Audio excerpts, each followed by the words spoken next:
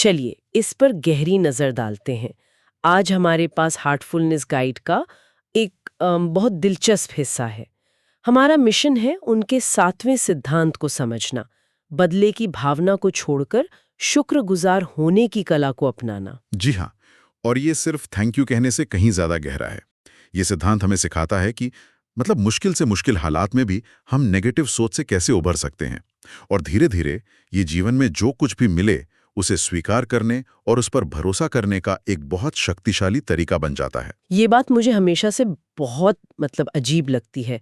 हम बचपन से जो भी कहानियां सुनते आए हैं, चाहे वो महाभारत हो या आज के मार्वल फिल्में, उनमें बदले को यानी रिवेंज को अक्सर एक हीरो का काम दिखाया जाता है, उसका गुणगान होता है। पूरी कहानी ही इस पर टिकी होती है कि हीरो कैसे विलन से बदला लेता है। तो क्या इसका मतलब ये है कि बदला लेना सही है? हम सब गलत सोच रहे हैं? यही आज का सबसे बड़ा सवाल है।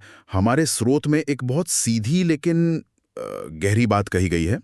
अगर किसी से कोई कष्ट पहुंचे तो उसका बदला लेने की ना सोचें, इसे ईश्वर की तरफ से समझें और उसका धन्यवाद करें। वाह! ये लाइन हमें रुककर सोचने पर मजबूर कर देती है। क्या हम बदले की भावना के इतने आदी हो चुके हैं कि हमें ये नॉर्मल लगने लगा है? स्रोत में भी इसका जिक्र है। बच्चों की कहानियों से लेकर ग्रीक माइथोलॉजी तक बदला एक सेंट्रल थीम रहा है। जैसे Charlie and the chocolate factory में जो बच्चे लालची या बिगड़ैल थे, उन्हें अजीब अजीब तरीकों से सजा मिलती है। सिर्फ चार्ली जो दिल का साफ और भला है, उसे इनाम मिलता है। तो कहीं ना कहीं हमारे अंदर ये बात बैठी हुई है कि जो गलत करे उसे सजा मिलनी ही चाहिए। बिल्कुल। और यहीं पर बात बहुत बारीक हो जाती है। बदला लेने और धर्म या न्याय के रास्ते पर चलने में एक बहुत पतला सा धागा है, और वो धागा है इरादा। क्या कोई एक्शन समाज की भलाई के लिए, एक बड़े मकसद के लिए लिया जा रहा है, या फिर सिर्फ अपना हिसाब बराबर करने के लिए? हाँ, अपना ईगो शांत करने के लिए? महाभारत का उदाहरण इस लाइन को और भी धुंधला कर देता है। कहानी में द्रौपदी के भाई धृष्टद्युम्न द्रोण से बदला लेते हैं और उनका सिर काट देते हैं। क्यों? क्योंकि द्रोण ने कभी उनके पिता का अपमान किया था। एक छोटे से अपमान का बदला एक जान लेकर लिया गया। अब क्या हम इसे धर्म कहेंगे या सिर्फ बदला? यही तो मुश्किल है। और फिर देखिए कि इसका असर क्या होता है। द्रोण की मौत के बाद उनके बेटे अश्वत्थामा का दिल कड़वाहट और नफरत से भर जाता है। वो अपने पिता की मौत का बदला लेने के लिए पांडवों के सोते हुए बच्चों तक को मार देता है। एक बदले ने दूसरे बदले को जन्म दिया, और वो दूसरा बदला और भी भयानक था। बिल्कुल। ये एक ऐसा चक्र है जो बढ़ता ही जाता है और ज्यादा तबाही लाता है। भीष्म का भी उदाहरण है, जिन्हें अपने पिछले जन्मों के कर्मों की वजह से बाणों की शैया पर लेटना पड़ा। शिखंडी का जन्म ही उनसे बदला लेने के लिए हुआ था। ये तो कभी न खत्म होने वाली चेन रिएक्शन जैसी लगती है। सवाल यही है कि इस चक्र का अंत होता कैसे है? कौन इसे रोकता है? इस चक्र को समझने के लिए हमें थोड़ा मनोविज्ञान और थोड़ी आध्यात्मिकता दोनों को देखना होगा। मनोवैज्ञानिक रूप से ये जो बदले की भावना है, ये हमारी सबसे बुनियादी जानवरों वाली इंस्टिंक्ट से जुड़ी है। डर, गुस्सा, अपना दबदबा बनाए रखना। ये ठीक वैसा ही है जैसे जंगल में एक शेर का सरदार तब तक असुरक्षित महसूस करता है जब तक वो दूसरे शेर को हरा कर भगा ना दे। और हम इसी इंस्टिंक्ट को अपनी रोजमर्रा की जिंदगी में ले आते हैं, परिवार में, दोस्तों में, ऑफिस में, जहां असल में हमारी जान को कोई खतरा नहीं होता, लेकिन कोई हमारी बात काट दे या हमें नीचा दिखा दे तो हमारा दिमाग उसे एक बहुत बड़े हमले की तरह देखता है। वो आंख के बदले आंख वाला पुराना सिद्धांत आज भी हमारे दिमाग में कहीं ना कहीं जिंदा है। बिल्कुल। लेकिन दिलचस्प बात यह है कि आधुनिक मनोवैज्ञानिक स्टडीज इस विचार को पूरी तरह से नकारती हैं। पहले माना जाता था कि बदला लेने से क्लोजर मिलता है, मन शांत होता है। लेकिन अब रिसर्च बताती है कि जो लोग बदला लेते हैं वे असल में ज्यादा दुखी रहते हैं। वे उस घटना के बारे में बार बार सोचते रहते हैं और आखिर में उन्हें अफसोस, अपराध बोध और शर्मिंदगी महसूस होती है। अच्छा। बदला लेने से नेगेटिव भावनाओं का चक्र खत्म नहीं होता, बल्कि और तेजी से घूमने लगता है। तो बदला लेने से भी शांति नहीं मिलती और न लेने से भी मन में कड़वाहट रह जाती है। स्रोत में उन लोगों की 3 श्रेणियां बताई गई हैं जिनके साथ कुछ गलत होता है। पहली श्रेणी उन लोगों की है जो पलटकर जवाब तो नहीं देते, लेकिन अंदर ही अंदर बदले की आग में जलते रहते हैं। देख लूंगा इसको वाली फीलिंग।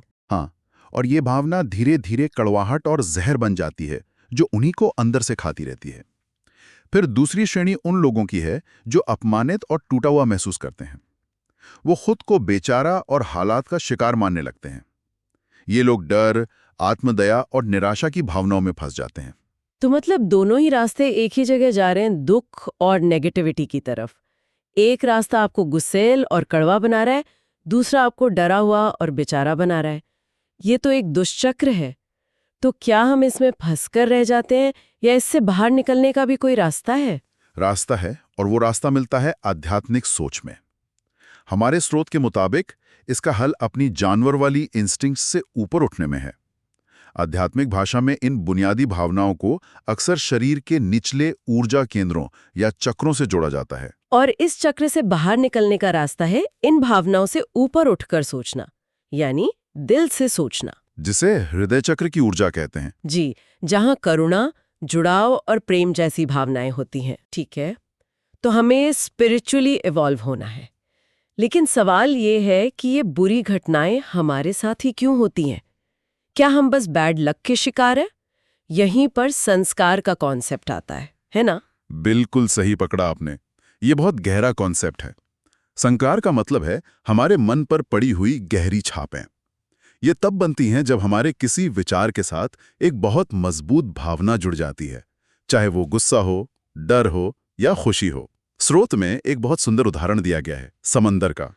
शांत समंदर हमारी चेतना की तरह है, लेकिन जब तूफान आता है तो ऊंची ऊंची लहरें उठती हैं। ये लहरें हमारे वो विचार हैं जिनके साथ भावनाएं जुड़ी हैं, और ये लहरें समंदर की सतह पर एक छाप छोड़ जाती हैं। यही है संस्कार। और ये छापें सिर्फ हमारे अंदर नहीं रहती, ये बाहर की दुनिया को भी प्रभावित करती हैं। यही सबसे महत्वपूर्ण बात है।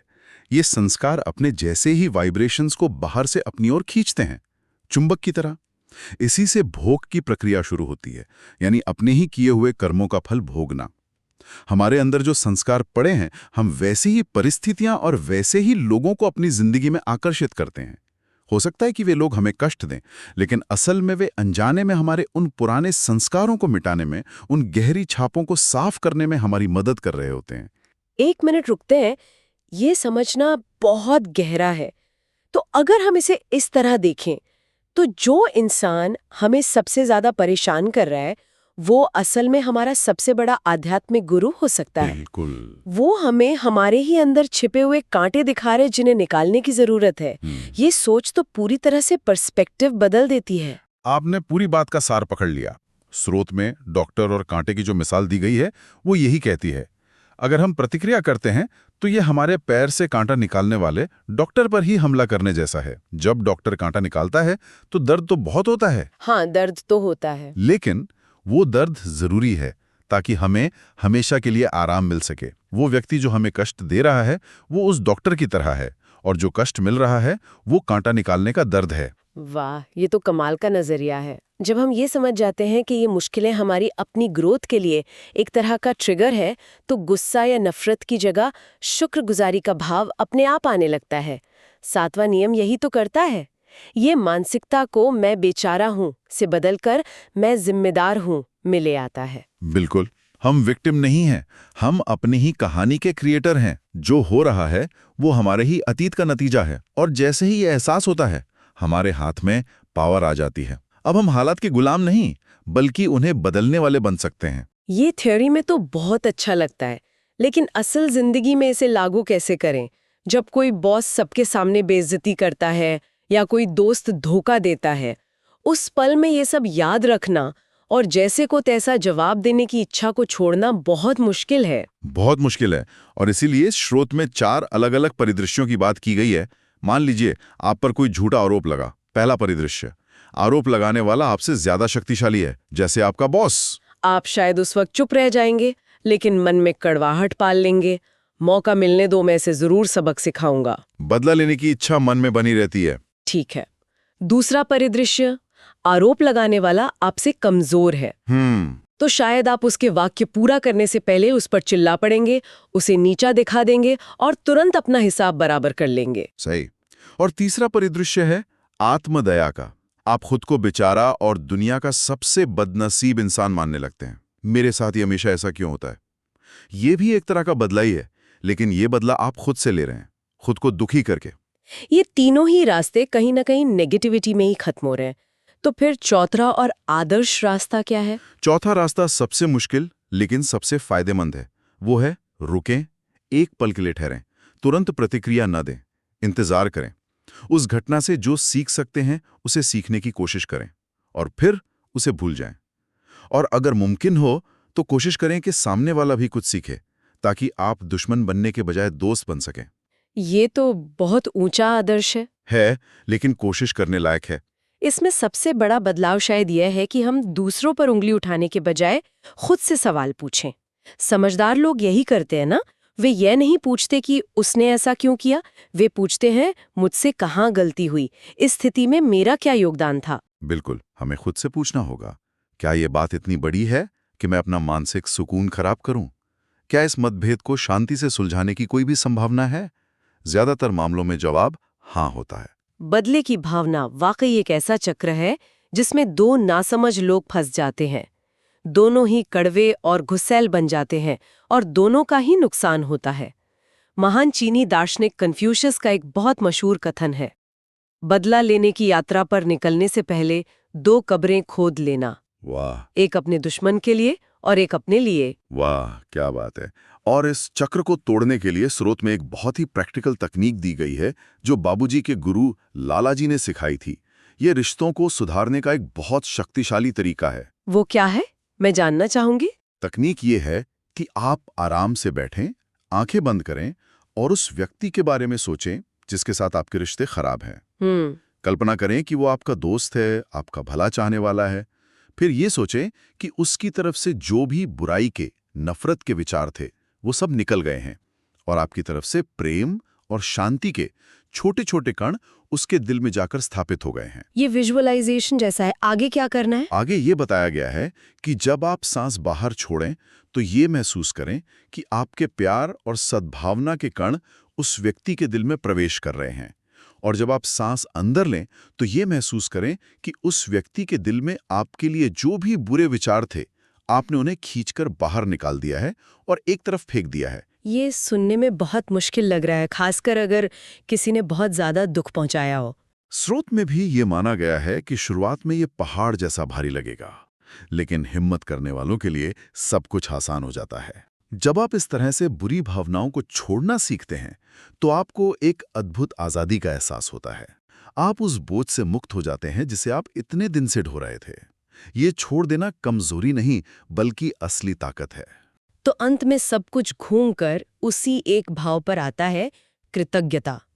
जब हम ध्यान करते हैं, शुक्रगुजार होते हैं और जीवन के इस तोहफे के लिए धन्यवाद देते हैं, तो हमें एहसास होता है कि यही एक मनोभाव है जो सब कुछ बदल सकता है। बिल्कुल। और आखिर में सभी के लिए सोचने के लिए एक सवाल छोड़ जाते हैं, क्या हम अक्सर न्याय और हक की लड़ाई के नाम पर सिर्फ अपना बदला ही पूरा कर रहे होते हैं और उस प्रक्रिया में खुद को ही धोखा दे रहे होते हैं?